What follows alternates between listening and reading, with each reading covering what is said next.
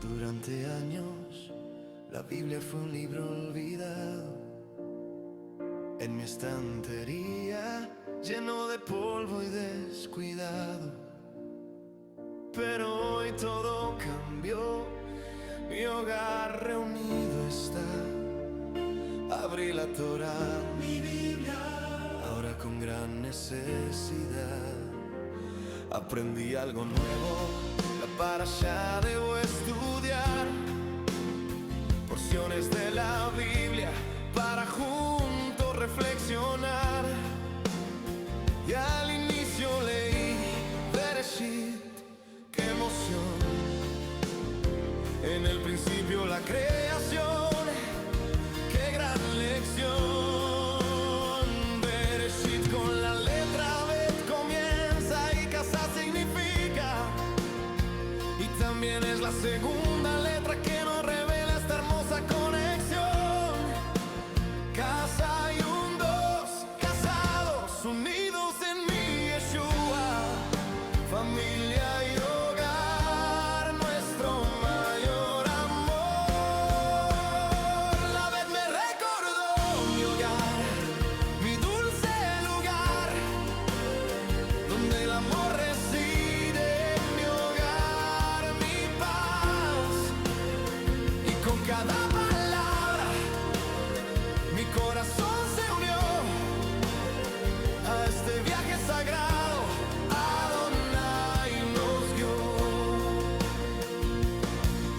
El hebreo hoy es herramienta principal para entender la Biblia y la Torá, este libro especial. Nuestros lazos fuertes son sabiduría y unión. La Torá es un puente, nuestra restauración. Ya no es un libro, es vida, es verdad. Adonai nos une esta realidad. Mi hogar transformado, nunca igual será. Con Yeshua en el centro, por la eternidad. Y al final comprendí con gran emoción que en la creación Adonai pensó en mi unión. Familia y casa, desde el principio en su plan. Bendecido me siento, Adonai el Rey. Ya no es un libro, es vida, es verdad. Adonai nos une esta realidad. Mi hogar transformado, nunca igual será. Con Yeshua en el centro, por la eternidad.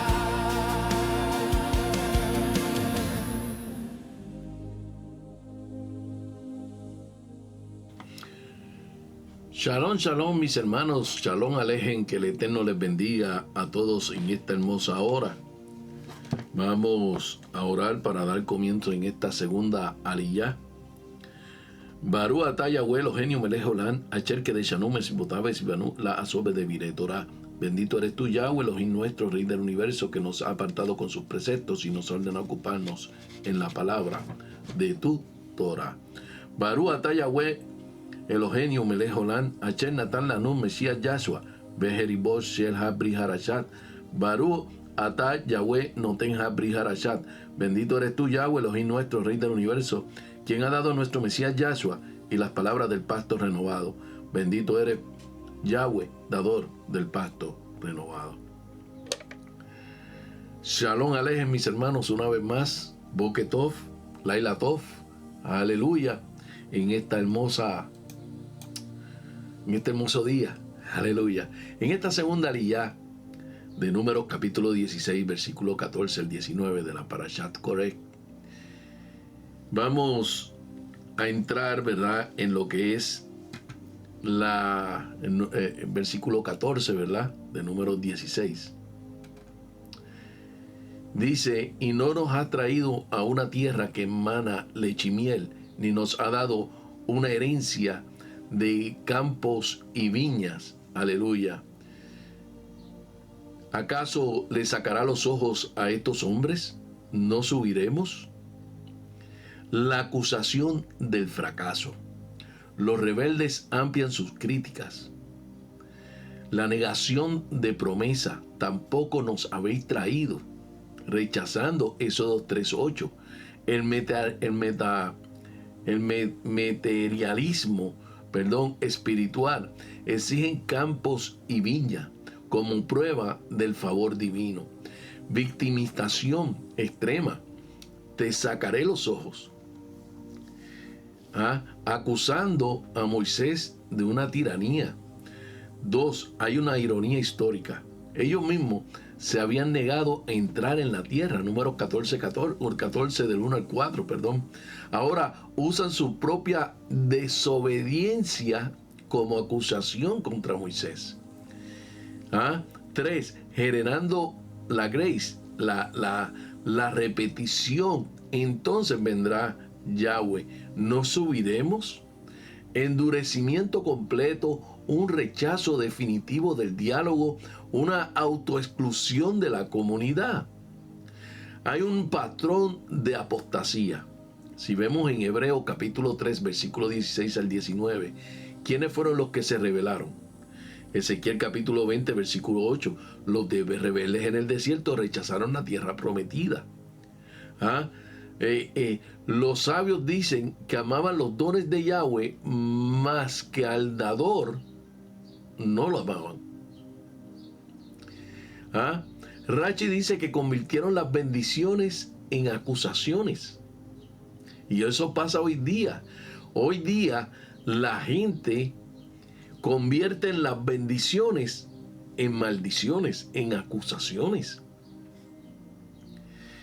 Si nos vamos a los líderes, pasenciaron falsas acusaciones. Primera de Pedro 2:23. Consuelo, hasta Moisés fue malinterpretado. Para los discípulos, cuidado con expectativas materialistas de fe. Para las quejilá, el descendimiento sobre quejas infundadas. Firmeza contra los de espíritu de rebelión. O sea, la advertencia profética, su demanda de tierras, viña, nunca sería satisfecha,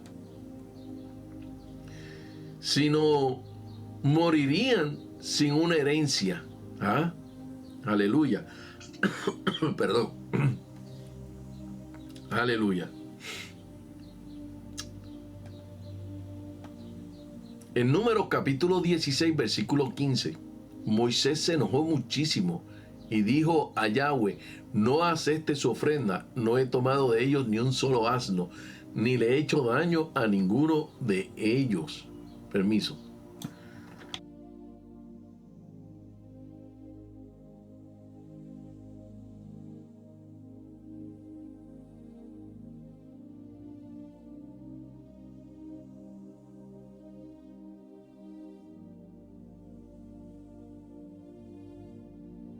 Aleluya, es que entre estas dos secas, pero estamos bien. Aquí en Números 16, 15, posiblemente Moisés se enojó mucho porque estaba dudando sus motivos como líder. Ellos pensaban que Moisés estaba dirigido por sus deseos, esos deseos carnales, cuando estaba tomando la posición de líder en el pueblo, porque ellos mismos eran así. Ellos deseaban señorear y no podían entender los motivos puros de un hombre de Yahweh. Pensaban que él gobernaba con los mismos motivos que ellos tenían para querer gobernar. Se equivocaron grandemente.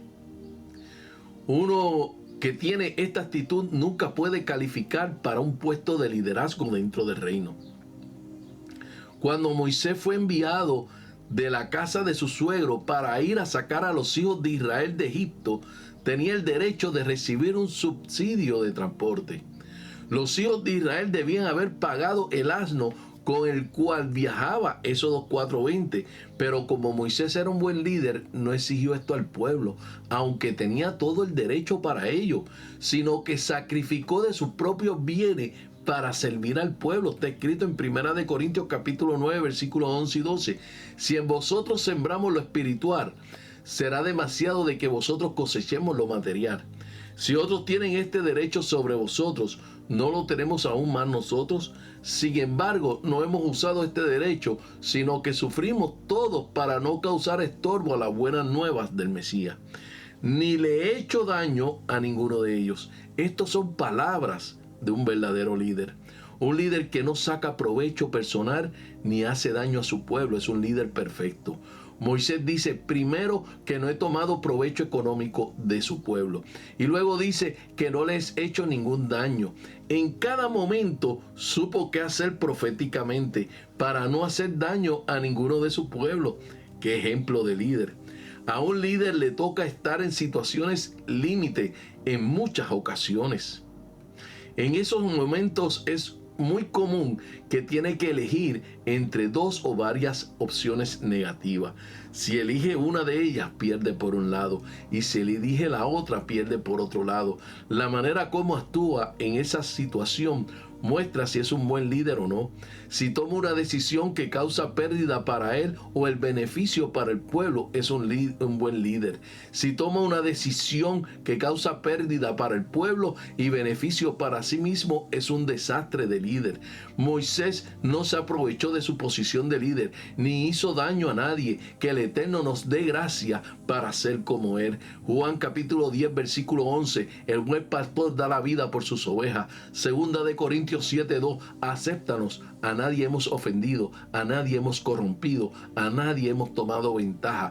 Este es el testimonio de un buen líder. La petición de Moisés a Yahweh estaba basada en dos ideas. Número uno, está el hecho de que el Eterno hiciera caso omiso a la ofrenda profana que ellos llevarían, ya que en esto podían implicar bien el abandono de la Shekinah, la presencia divina, o bien la muerte de muchas personas debido a tal ofensa. 2. Esta manera de Moisés de deshogarse con Yahweh, puesto que su integridad estaba siendo puesta en tela de juicio. La defensa de un siervo de Yahweh es Yahweh mismo. Él conoce la situación, él conoce la injusticia, él quien juzga, el que ejecuta venganza requerida. Las escrituras dicen en Tehilim, en el Salmo 37:6, él hará que tu justificación resplandezca como la luz, la justicia de tu causa como el sol de mediodía. Dice también Rav Shaul, el apóstol Pablo, en Romanos capítulo 12, versículo 19, amados, no se vengan ustedes mismos, déjenlo todo a la ira divina, porque está escrito, mía es la venganza, yo pagaré, dice Yahweh. Aleluya, aleluya, mis hermanos. Aleluya. La justa ira de Moisés.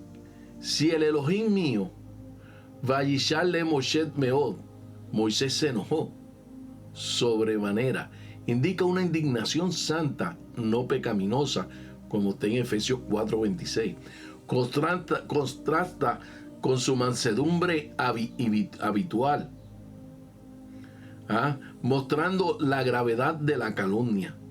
Hay una defensa de la integridad ministerial. Moisés da 3 pruebas de justa. Número 1, no explotó al pueblo. No he tomado ni un solo burro. Símbolo de carga injusta. 1 Samuel 12:3. 2, no le hizo daño a nadie. No hice ningún daño. Y 3, el rechazo de regalos. Evitó cualquier apariencia de corrupción en contraste con Balán en Números 22:15 al 18. Hay una apelación al juez divino. Al Tefen el Mishatam. No presté atención a tus ofertas. Un rechazo simbólico del culto falso que estaba preparándose. como está en Isaías capítulo 1, versículo 13. Hay un modelo de liderazgo de la integridad. Primera de Tesalonicenses capítulo 2, versículo 5. Nunca usamos lenguaje adulador. El rabino Wesley, el ministro debe ser pobre en bienes y rico en fe. Samuel defiende de manera similar su integridad, primera de Samuel 12:3. Pablo se niega a tener carga financiera, primera de Corintios capítulo 9, versículo 12. Entonces, Moisés demuestra que su liderazgo nunca fue egoísta. Aleluya. Hay un cumplimiento inmediato. Al día siguiente, Yahweh confirmará quién era su siervo fiel. En Números capítulo 16, versículo 16, dice: y Moisés dijo a Coré: tú y todo tu séquito os presentaréis mañana delante de Yahweh, tú y ellos y Aarón también. El desafío solemne. Moisés establece un juicio teocrático. Heyu lifnei Adonai, preséntate ante Yahweh. Indica un tribunal divino, Salmo 82:1. Inclusión de Aarón confirma que el conflicto es sobre la legitimidad sacerdotal. Hay un tiempo fijo. Mashar, mañana, marca el día del juicio, haciendo eco al patrón bíblico de aplazamiento judicial. La simetría del conflicto, la disposición de los participantes revela la prueba. Coré y sus seguidores, los manifestantes, Aarón, sacerdote legítimo, y Yahweh como el juez. Por eso, el principio del juicio divino, primera de Corintios 4:5, Yahweh sacará a la luz las cosas ocultas. Yahweh siempre prueba a sus ministros en el fuego de la contradicción. Hay paralelos bíblicos. Elías contra los profetas de Baal, primera de Reyes 18, capítulo 18, versículo 20 al 40. Y Pedro contra Simeón el mago en Hechos capítulo 8, versículo 18 al 23. Moisés da una última oportunidad para el arrepentimiento antes del juicio. Aleluya. Aleluya.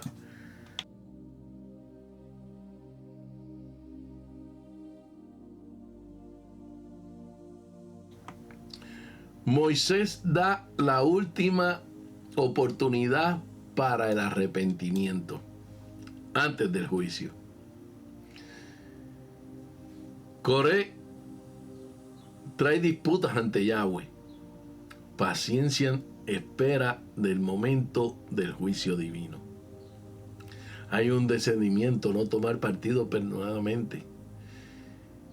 Hay una advertencia profética. Mañana traerá uno de los juicios más dramáticos de la historia bíblica. Números capítulo 16, versículo 17. Y tomad cada uno su incensario y poner en ello incienso y acercar cada uno incensario delante de Yahweh. 250 incensarios vosotros también. Aarón y cada uno de sus incensarios. Moisés especifica el procedimiento del juicio divino. Igualdad aparente, todos rebeldes y sacerdotes legítimos reciben la misma instrucción. Instrumento de prueba, el incensario, un objeto sagrado que representa la oración, representa que requiere fuego del altar y simboliza el acceso a Yahweh. El número es significativo. 250 incensarios, cantidad que muestra el alcance de la rebelión. Se hace eco a los 250 príncipes. Contrasta con el único incensario legítimo de Aarón. Moisés incluye para ti a Aarón en la prueba, demostrando sumisión al mismo criterio divino, confianza en la elección de Yahweh y ausencia de favoritismo. La doctrina del juicio justo, primera de Samuel 2:3. Yahweh es el Elohim de la sabiduría. Yahweh permite que los malvados queden atrapados en sus propias trampas. La prueba de las varas en Números 17. El juicio de Ananías y Zafira en Hechos capítulo 5, versículos del 1 al 11. El Midrash. Los incensarios probarían que tenían fuego divino y quién tenía fuego extraño. Números capítulo 16, versículo 18, y tomó cada uno su incensario y pusieron en el fuego y echaron el incienso y se pusieron a las puertas del tabernáculo de reunión con Moisés y Aarón. La puesta es en escena del juicio, una acción colectiva. Se llevaron, pusieron, tiraron y muestra la decisión unánime de los rebeldes. Ubicación estratégica a las puertas de la tienda de reunión. Límite entre lo sagrado y lo profano, como está en Ezequiel capítulo 44, 15. Presencia de autoridades. Moisés y Aarón presenciaron el acto del desafío. Incendio no autorizado contrasta con los fuegos divinos de Levítico. Estos son elementos proféticos.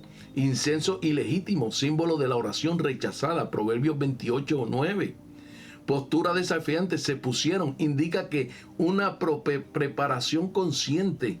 Ironía divina, la instrucción, aleluya, la instrucción y los instrumentos de su rebelión incensarios serían. Por eso en Gálatas capítulo 6 versículo 7, todo lo que el hombre sembrare, eso también segará. El pecado ha construido su propia horca. El fuego que consume a Nabat y a Abiú, en Levítico 10, versículo 1 y 3. La muerte de Uzías, segunda de Crónicas 26, 16 al 21. Ellos mismos prepararon su propio castigo. Números capítulo 16, versículo 19. Y Coré reunió contra ellos toda asamblea de la puerta del tabernáculo de reunión, y la gloria de Yahweh apareció a toda la asamblea. La manifestación de la Shekinah. Kavod Adonai, la gloria divina aparece como señal del juicio inminente. Confirmación de la presencia teofánica. Respuesta directa del desafío colectivo. En la puerta de la tienda, umbral entre lo sagrado y lo profano. Una participación colectiva. Toda la congregación es cómplice por su silencio y curiosidad. La asamblea rebelde se ve obligada a presenciar la gloria que despreciaban. Coré se reunió por la rebelión humana. Yahweh apareció con autoridad divina. Cuando mi gloria pase, Éxodo 33, 22. Ningún hombre puede desafiar a Yahweh y quedar impune. Hay paralelos bíblicos. La gloria en el Sinaí, Éxodo 24, 16 y 17. La gloria en el templo, Primera de Reyes 8, versículo 10 y 11. La gloria en Ezequiel capítulo 1, versículo 28. Honró la gloria. Apareció. La gloria apareció para confirmar la autoridad de Moisés.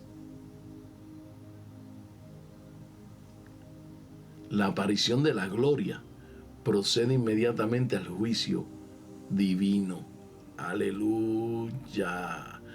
Aleluya. La ofrenda de quién será más bien recibida es la pregunta. El conflicto con Coraj y sus seguidores tenía que ver con autoridad. ¿Quién manda? El texto hebreo del versículo 3 dice que se levantaron sobre Moisés y sobre Aarón.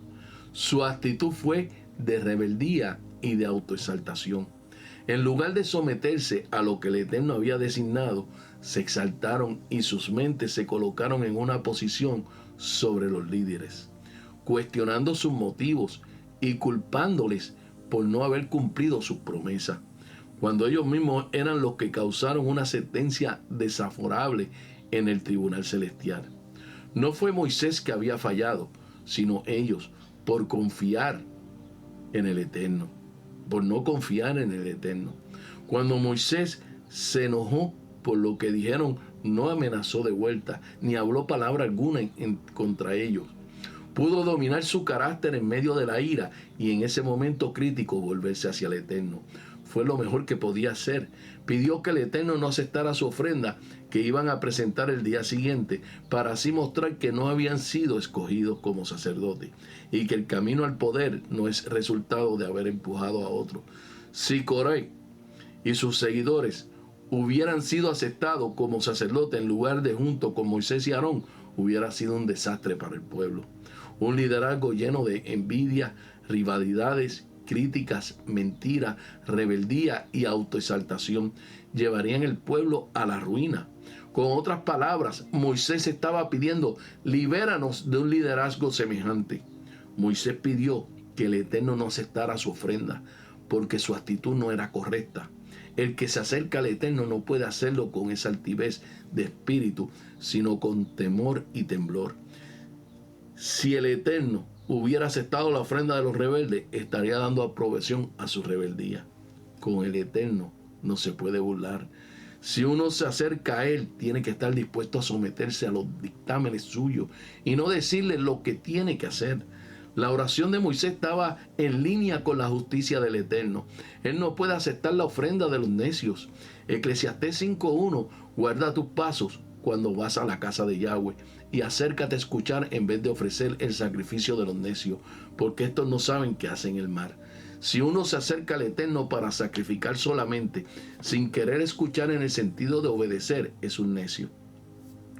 En el Salmo 66:18 está escrito: si observo iniquidad en mi corazón, el Señor no me escuchará. Querido hermano, guárdate mucho de levantarte por encima de los líderes que el Eterno ha puesto. No tienes que estar de acuerdo con todo lo que hacen y dicen, pero eso no te da el derecho a levantarte por encima de ellos. Haz como Moisés: cuando veas injusticia, habla con el Eterno y ruégale que haga justicia. No tome la justicia en tus propias manos. No hables en contra ni de los líderes que consideres que están en un error, ni hables en contra de los que se levantan por encima de tu liderazgo. Habla con el Eterno y deja que Él juzgue. Él es el que pone y Él es el que quita el liderazgo. No procures sacar beneficio del Eterno por medio de presentar ofrendas ante Él. Eso es peligroso. Si practicas la fornicación, la mentira y retienes el diezmo, las ofrendas, no pidas sanidad para tu cuerpo o bendición para tu economía. No presentes ofrendas para ser aceptado o premiado. Arregla tus cuentas con Él y somete a sus órdenes. Así recibirás la aprobación del Eterno y de los hombres que le conocen. El que se exalta será humillado y el que se humilla será exaltado. Aleluya. En esta aliyá número 2 de la parashá de Korah, en este segmento, la tensión entre el liderazgo discernado por Adonai y la insurrección liderada por Coré y sus aliados llega a un punto de no retorno. Observamos aquí el clímax de la confrontación verbal y el inicio de la prueba litúrgica que definirá la supervivencia de la congregación.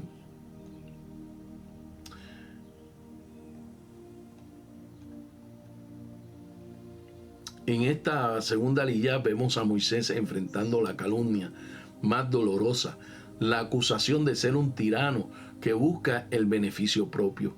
La respuesta de Moisés no es defender su honor, sino apelar al juicio de Adonai. Es fascinante notar que Moisés pide que su minjá, ofrenda, no sea aceptada. Aquí hay un eco profético profundo. La aceptación de una ofrenda es la validación oferente. Yahshua HaMashiach, como el justo, no tuvo que defenderse ante las acusaciones de los líderes de su tiempo. Él se entregó, aleluya, el que juzga justamente, aleluya.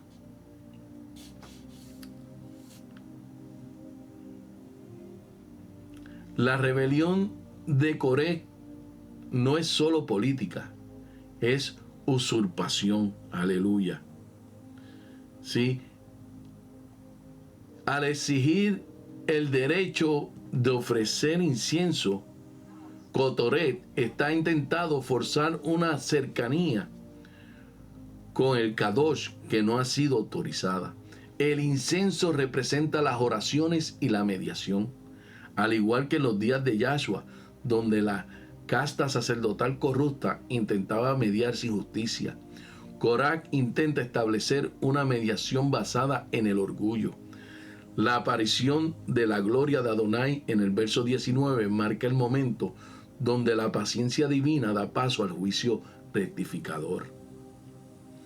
Esta segunda aliyá presenta la transición de la disputa verbal a la prueba empírica de la santidad a través del ritual de incienso. revelando la verdadera autoridad emana de la elección divina y la integridad moral, no de la ambición personal. Hay un rechazo total en el versículo 14. Datán y Abirán rompen el diálogo, usan la ironía de la tierra, leche y miel para describir a Egipto, invirtiendo la realidad espiritual. Segundo, hay una defensa de la integridad en el versículo 15. Moisés presenta su hoja de vida ante Adonai. No ha tomado ni un asno. Es el modelo del líder servidor. Tercero, el desafío del incienso. En los versículos 16 al 17 se establece el protocolo de la prueba. El incienso decidirá quién es el Kadosh santo. 4. La confrontación pública en el versículo 18 y 19. Los 250 hombres se presentan. Corá logra poner la masa en contra de los líderes y el clima es la teofonía, la aparición de la gloria. Aleluya. En el contexto histórico, cultural y arqueológico, el contexto del antiguo cercano oriente, el incienso era un bien de lujo extremo, utilizado para honrar las deidades y reyes. El acto de ofrecer incienso era un pináculo al servicio sacerdotal. Arqueológicamente se han hallado incensarios de piedra y cerámica en diversos estratos de Levante, pero el Mishkan requería materiales específicos, bronce y oro, que simbolizaban la jerarquía de la santidad. La acusación de sacar los ojos en el versículo 14 refleja una práctica antigua de castigos a esclavos o prisioneros rebeldes, como se vería más tarde en Simsón o el rey de Sedequiyahu. Datán y Abirán acusan a Moisés de tratarlo como esclavo ciego, lo cual es una distorsión histórica masiva, dado que Moisés fue el instrumento de su liberación de la esclavitud real en Egipto. Rashi explica que cuando Moisés dice no mire su ofrenda, se refiere incluso a las partes de ellos que tienen los sacrificios diarios de la comunidad. Moisés pide que sus méritos sean anulados sobre sacar los ojos. Rashi nota una metáfora de engaño. Cree que no vemos cómo nos han llevado a la tierra prometida. El rabino Esdras destaca humildad de Moisés al mencionar no he tomado ni un asno. Se diferencia de los reyes de las naciones que ponían tributos pesados. Aleluya. En la Haftará, el profeta Samuel se encuentra en una situación análoga. Al igual que Moisés, Samuel debe defender su integridad ante el pueblo, que ha pedido un rey, rechazando de facto el gobierno directo de Adonai. Primera de Samuel 2:3. Aquí estoy testificando contra mí delante de Adonai. El buey de quien he tomado o el asno quien he tomado. La conexión es verbal y temática. Tanto Moisés como Samuel usan el asno como símbolo de carga mínima que un líder podría imponer. Ambos líderes demuestran que el verdadero servicio al reino no busca el lucro personal. La Haftará valida la posición de Moisés, el rechazo al líder elegido por Elohim. En la última instancia, un rechazo de Adonai mismo. Yahshua, el profeta mayor que Samuel y Moisés, pudo decir: ¿quién de vosotros me redarguye de pecado? Su autoridad, aleluya, anhelaba de su impecabilidad y su total entrega al Padre. En el Brit Hadashah, desde la perspectiva aramea, Wimar Dut Korak Abadú, y en la rebelión de Corá parecieron. La epístola de Judá advierte sobre nombres que se han infiltrado en la Kehilá para subvertir la autoridad del Mesías, Yahshua.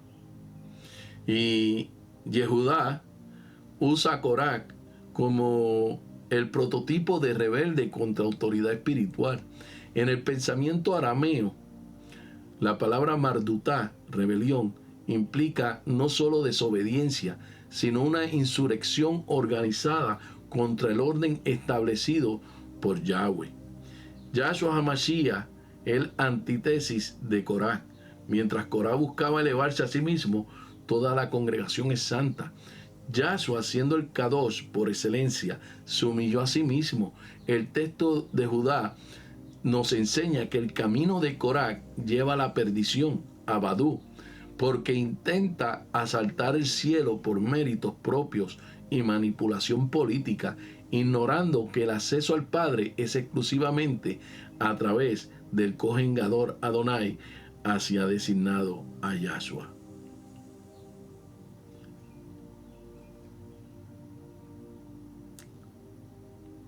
La segunda aliyá de Corá conecta con el discurso de Samuel y la advertencia de Judá. Forma un tripitco sobre la autoridad delegada. La Torá establece el fundamento. Adonai elige su siervo. Los profetas confirman el estandarte. El siervo debe ser íntegro. Y el Brit Hadashah revela el cumplimiento. Yahshua es el siervo íntegro y elegido, que rechaza el enviado y rechaza a quien lo envió.